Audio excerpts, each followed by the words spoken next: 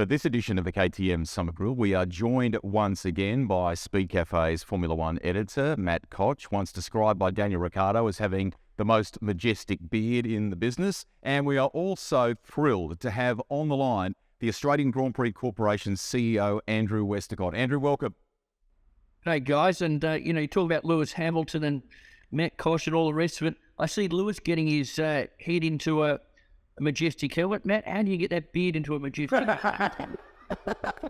Great way to open the batting with you. I look better with the helmet on, trust me. How happy are you right now? I mean, it probably sounds like a very obvious question, Andrew, but with the ticket sales selling out April 2, of all the years that I've been lucky enough to be going and working with you guys, this looks like being a showstopper.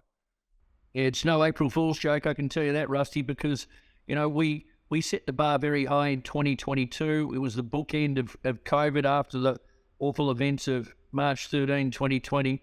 And, everyone has now seen that Formula One puts on a great show in Melbourne. To have Formula 2, Formula 3 there as well. I think we're going to actually surpass the numbers that we had in 2022.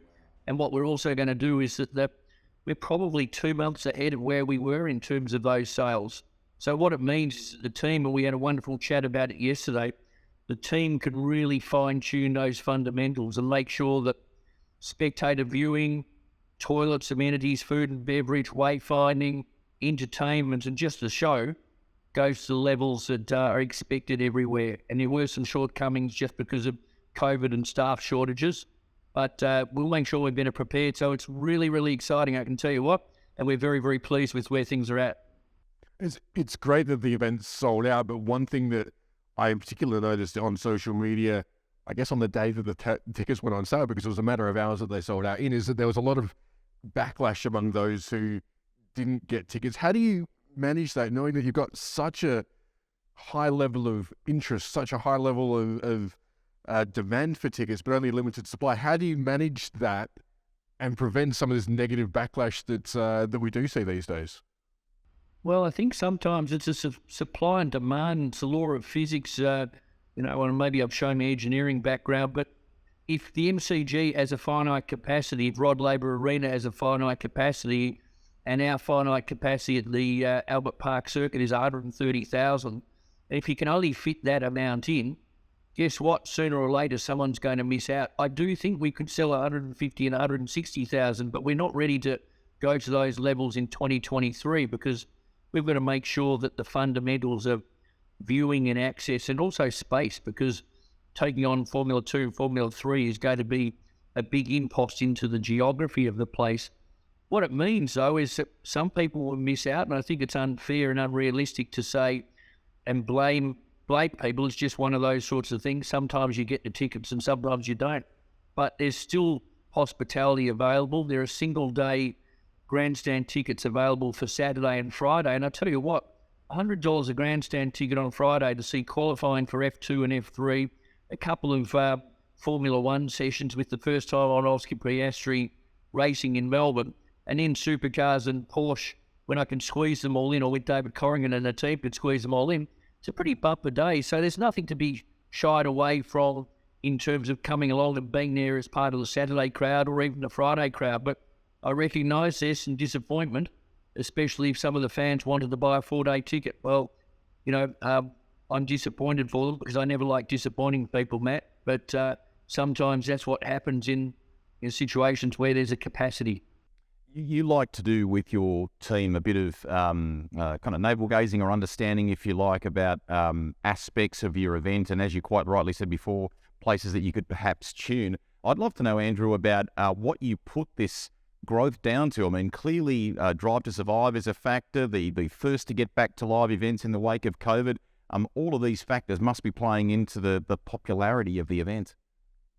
Yeah, they do, but there's one fundamental that people probably forget. It's the hard work that the team has done here over the years of COVID lockdown. I mean, we had to remain ready behind the starting blocks to go if the borders opened up, if the COVID restrictions disappeared. And throughout that period of time, Rusty, there was always areas of re-engineering and review of facilities and adjustment to locations, new grandstand formats, and the circuit modifications, a $20 million project on their own. So if you look at what we did, and that's a great example down at the bottom of Old Turn 13, which is turn 11 at the right-hander at the bottom of the lake.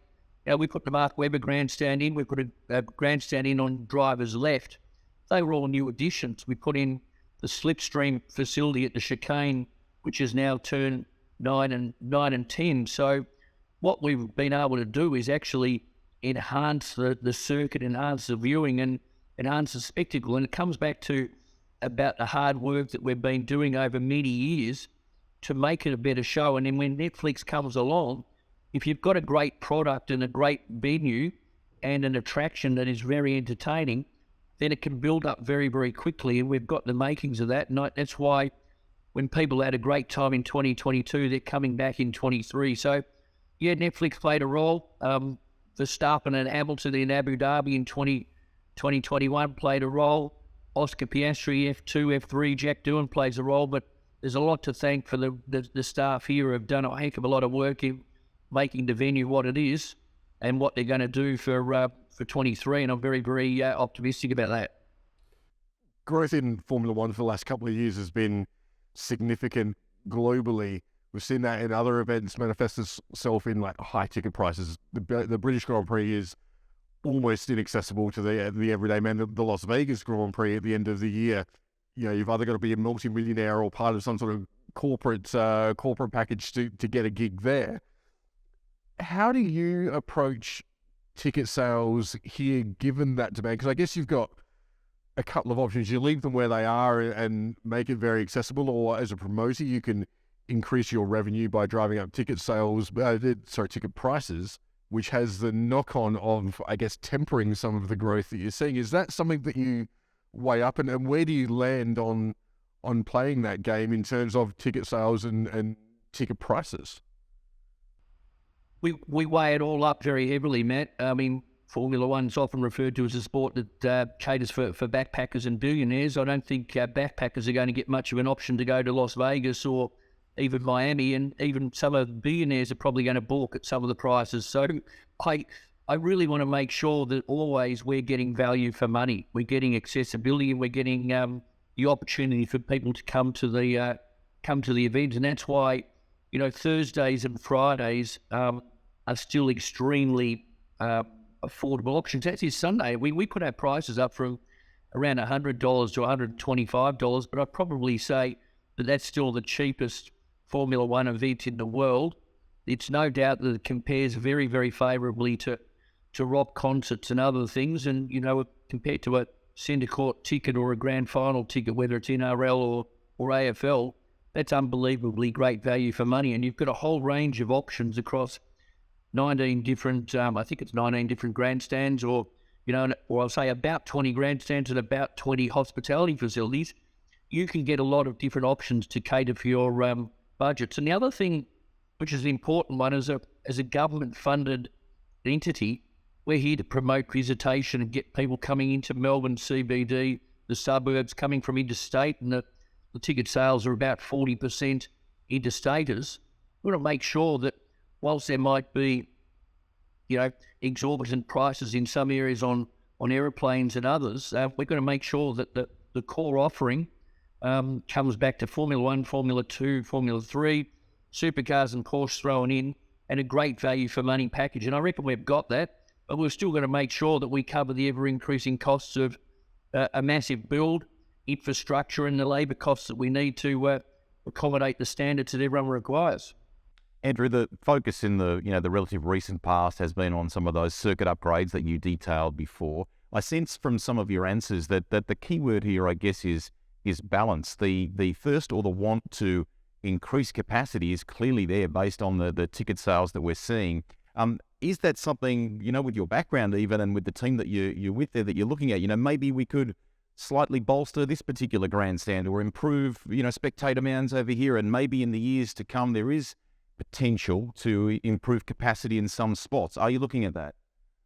Yeah, and in fact, sitting here in my office, we had a chat about that yesterday. I mean, we want to consolidate this year. We want to make sure every one of those fundamentals is spot on in a year where we're adding categories and we're making change to, the operations. We've got we've got longer days because of daylight saving on the Thursday, Friday, Saturday, and we jump back to a non-daylight saving environment on the Sunday, Rusty. So we want to make sure that we get everything right, but we do have visions of growing that in future years, and I'd love to be able to say that we can add another 10 or 20,000, but we'll only do that when we get those viewing areas right. Now, viewing mounds in Albert Park is a pretty long-term option, and it's not one that is easily done because probably most of the locations are now taken up. We did a lot of viewing mound enhancement when we did the circuit modifications around Lakeside where the old chicane was. So there's probably not terribly many locations because you don't want to put the viewing mounds on the driver's right side around Lakeside because it ruins the view of the lake. But what we did do is we're going to have a brand new facility at Turn 8 Lakeside, which is going to be a wonderful viewing location for a corporate hospitality area. And Fangio Grandstand is actually a new configuration. So it's going to have a steeper rake, better, so in other words, it's steeper in layperson's terms, better seating and bigger capacity. So our grandstands have gone up from about 39,000 to 45,000 seats. So everything you said, you must be bugging the office somewhere because everything is spot on. Andrew, you've got this unique position with the event of being almost like a motor show in this part of the world with what is showcased off track and the huge offering of racing that we are spoilt with on track. You're not afraid to try new things, and you are, as you detailed there before, bringing Formula 2 and Formula 3, which many of the purists are super excited about. Share a bit of the backstory on that if you can, please. How did that deal come about? Was it perhaps even wrapped up in the extension of the contract? What brought that to the table?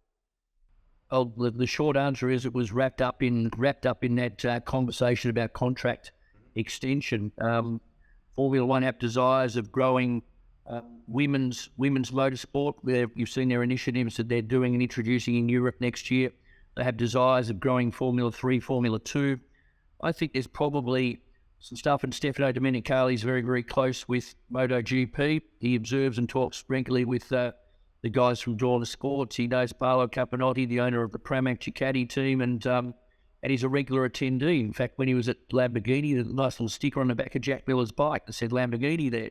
That wasn't probably by chance. So you look at what Formula 3, Formula 2 are going to do in the same manner that you look at Moto 3, Moto 2 and MotoGP as being integrated paddocks and so on. And so Formula 2 and Formula 3 are the growth pathways. They're the pathway into Formula 1 as we've seen with Oscar and we've seen with Charles and George Russell. And that's what it's all about. And it was linked in with the overall package and an importance of obviously making sure that, in the threat of, Sydney's interests and so on, there needed to be dialogue and discussion. And that was one of the things that ensued and came out of the overall package. And it's a very, very important part of it. And it's an important part for the aspiration for young boys and girls who are starting their karting careers at, say, Oakley Go-Kart Club in the same manner that Oscar did and, up in Queensland, the same way that Jack Dewar did. As an event promoter, how do you economise having Formula 2 and Formula 3 on the bill? Because they effectively take out two of the support slots that we've normally gone to local categories, and typically those categories have paid for the right to be on that grid. Bruno Michel, who's the boss of Formula 2 and Formula 3, has told us that they're being paid to be there. How do you economise that, noting that you've got a capped income given that the events are sell out for the second time in a row?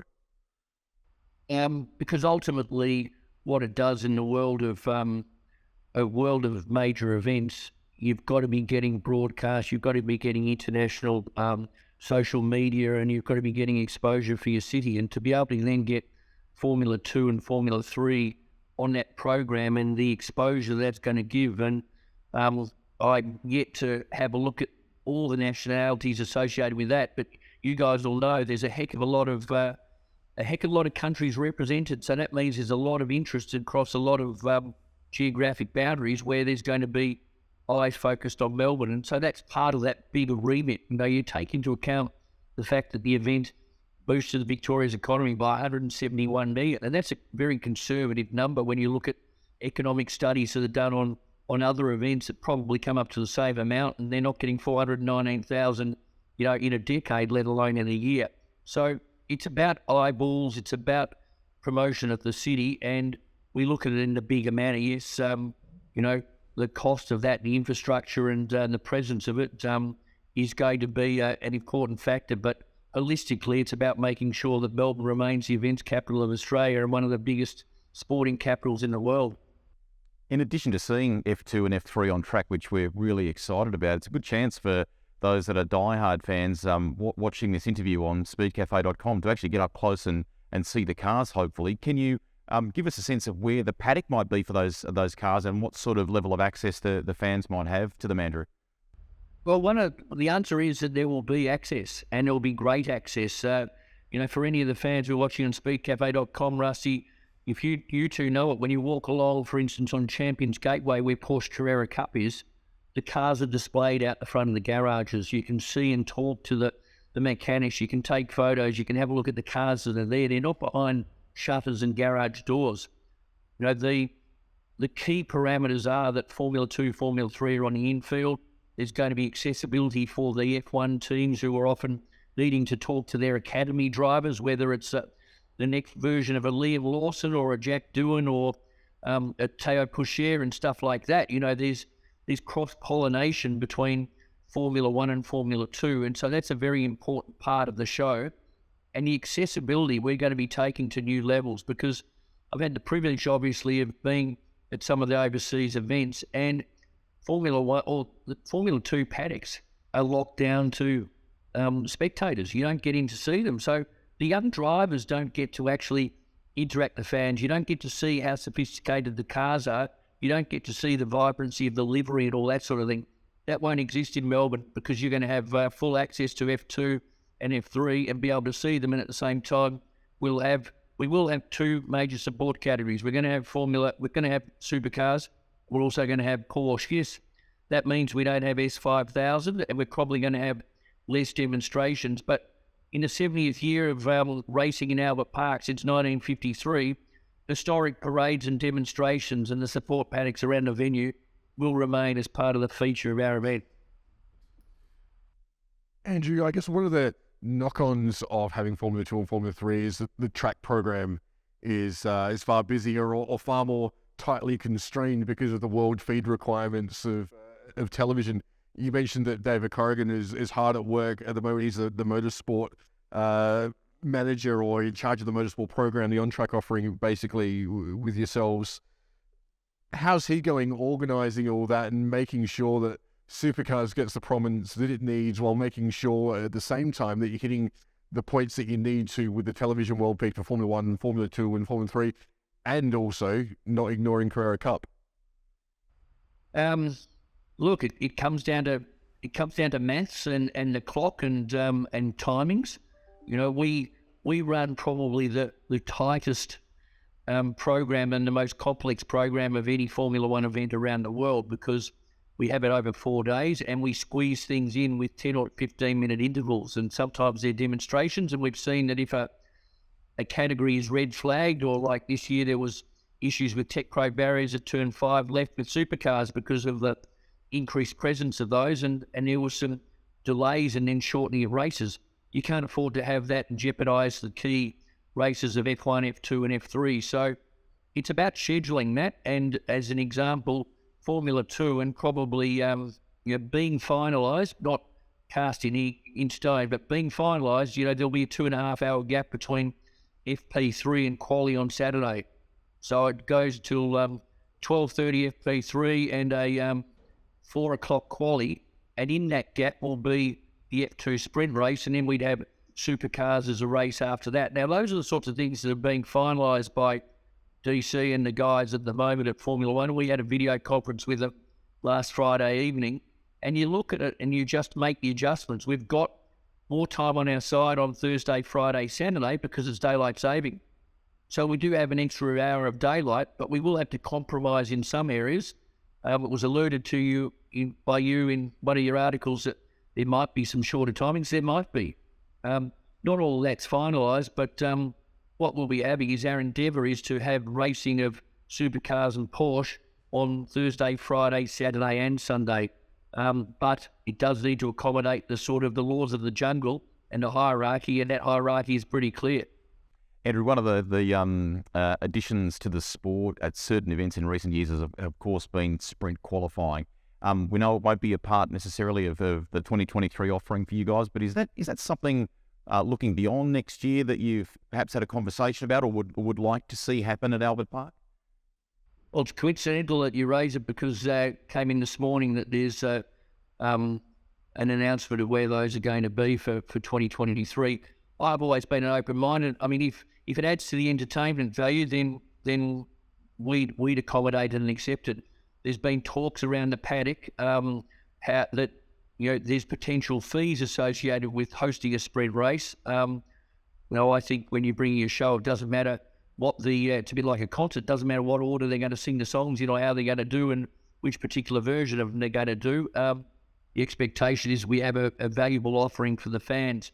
I love the fact that we've got now quali on Fridays with F2 and F3. We've got sprint races Saturday, Sunday, or Saturday sprint race and Sunday feature race with them.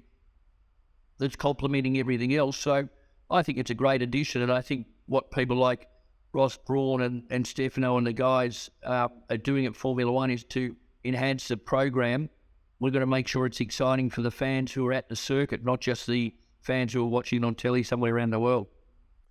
If we switch focus from 4 wheels to 2, the Australian MotoGP, what's the future of that event contractually, and what sort of commitment have you got to that ongoing, noting that Formula One's locked in for well over a decade? Yeah. Hey, can I make one more comment technically, which you guys will love, and it's an important one for the fans, is that with the circuit modifications at Albert Park, there were meant to be 4 DRS zones, and there was a DRS zone around Lakeside, the 4th one, that Fernando Alonso made some, safety comments to the FIA race director. We're optimistic, highly optimistic, that we'll get that 4th DRS zone back for 2023, which is a wonderful addition to the competitiveness of the racing and the overtaking of the racing. So there's a nice technical scoop there that I think is going to be beneficial for the fans. But Matt, onto the question at hand. The contract with Dorna between AGPC and Dorna is out till 2026. Clearly, we hosted Dorna, MotoGP, and Moto2, Moto3 at Phillip Island in October this year. We had positive discussions about the future. They involved Victorian government. We've got an eye on the future. We always do have an eye on the future, and that's part of the planning. It's out till 2026. So we've got 23, 20. We've got 4 years still to go on that current contract, but we do have an eye to the future, and the intention would be to secure that event for the future in Victoria, where it should be. It's a different sport, naturally, Andrew. It's a different location. But is there crossover for you? Are there things on the Formula One side that you and the team have thought about or can implement on the event side when you go to Phillip Island, knowing the success that you're having and rolling with at Albert Park? Well, we do try and we use both events, Rusty, in a matter of testing, continuous improvement, a bit of piloting of different things. Sometimes the easiest ones where you've got the commonality are the behind-the-scenes exercise of police and emergency services, traffic and transportation, event control and command, the security arrangements and so on. But then configurations associated with new grandstand builds, testing of some of the displays and other things that are attracting people. We always learn. And the other thing that's a really good learning is that it allows our staff to have 2 bites at the cherry from a major events point of view and learn 5 to 7 months apart from each other. So the great thing was that, in the 2022 event, we hadn't had people who had done an event for 3 years, myself included. And a lot of people, about 30% of our staff, had never done an event. Now this year we've had about 2 events in April and October, and everyone's jumping out of their skin to now deliver a better Formula One event. So there's lots of things we learn, and there's lots of processes and other things that we take on board. And so that's not as a general answer rather than anything specific, but we do learn for both of them, but we do use them to make each event consecutively better. Phillip Island as a venue has copped a little bit of criticism over the years. having visited yourself a number of circuits globally and seen what else is out there for MotoGP and Formula One for that matter, but in this instance specifically MotoGP, and there are aspects of Phillip Island that need some attention, I guess, in the medium term. And is there anything that needs attention in the short term?